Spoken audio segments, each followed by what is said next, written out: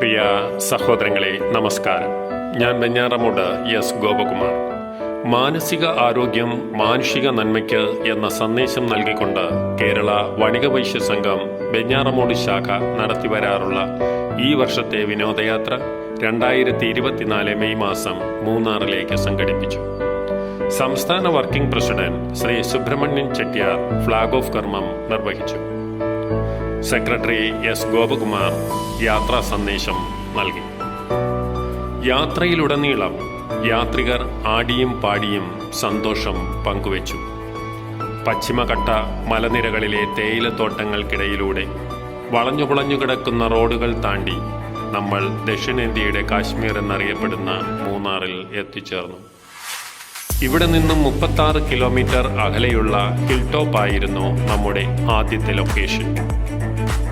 റോഡുകൾക്കിരുവശവും മനോജ്ഞമായ കാഴ്ചകൾ സമ്മാനിച്ചുകൊണ്ട് കണ്ണൻ ദേവന്റെയും ടാറ്റായുടെയും ടീ എസ്റ്റേറ്റുകളും മനോഹരമായ പുൽമേടുകളും ഉണ്ടായിരുന്നു.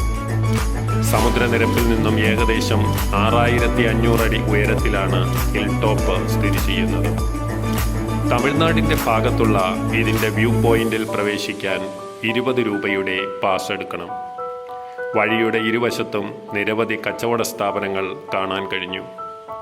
തേനി, കൊലുക്കുമല തുടങ്ങിയ സ്ഥലങ്ങൾ ഇവിടെ നിന്ന് വീക്ഷിക്കാം.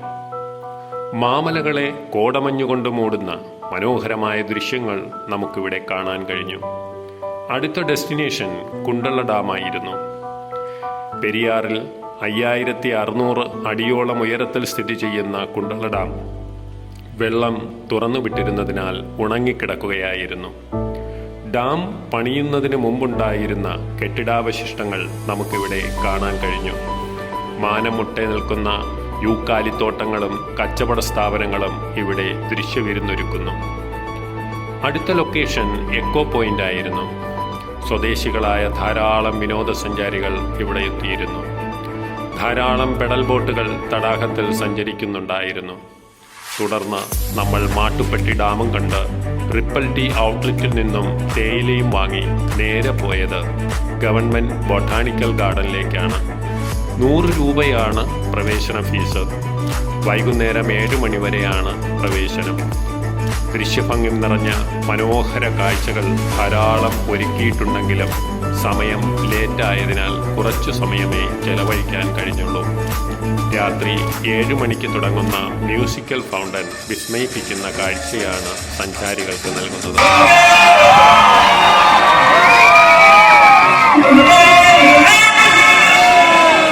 മൂന്നാറിൽ രാത്രി ചെലവഴിച്ച നമ്മൾ പിറ്റേ ദിവസം രാവിലെ കാൽവരി മൗണ്ടിൽ എത്തിച്ചേർന്നു.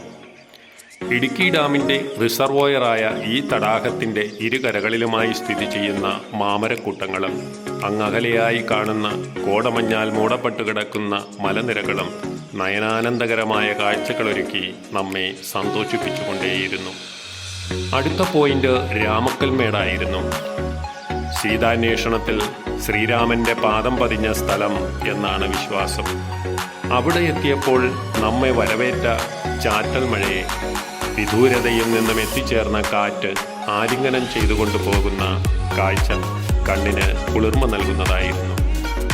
2005 40 അടിയോളം ഉയരത്തിൽ നിർമ്മിച്ച ഇടുക്കി ഡാമിൻ്റെ വഴികാട്ടിയായ കുറവൻ്റെയും കുറത്തിയുടെയും ശില്പവും നാളെയുടെ പ്രതീക്ഷയെ സൂചിപ്പിക്കുന്ന ഒരു സസ്യത്തെ തൻ്റെ ചുണ്ടിൽ വിടാതെ പിടിച്ചിരിക്കുന്ന വേഴാമ്പലിൻ്റെ ശില്പവും നമുക്കിവിടെ ദർശിക്കാൻ കഴിഞ്ഞു. മടക്കയാത്രയിൽ കണ്ട 72 അടി ഉയരത്തിൽ നിന്നും പതിക്കുന്ന വളഞ്ഞങ്ങാനം വെള്ളച്ചാട്ടവും കണ്ണിന് കുളിരേകുന്ന കാഴ്ചയാണ് സമ്മാനിച്ചത്. ഇനി മറ്റൊരു യാത്രാവിശേഷവുമായി വീണ്ടും കണ്ടുമുട്ടാം. അതുവരേക്കും നന്ദി, നമസ്കാരം.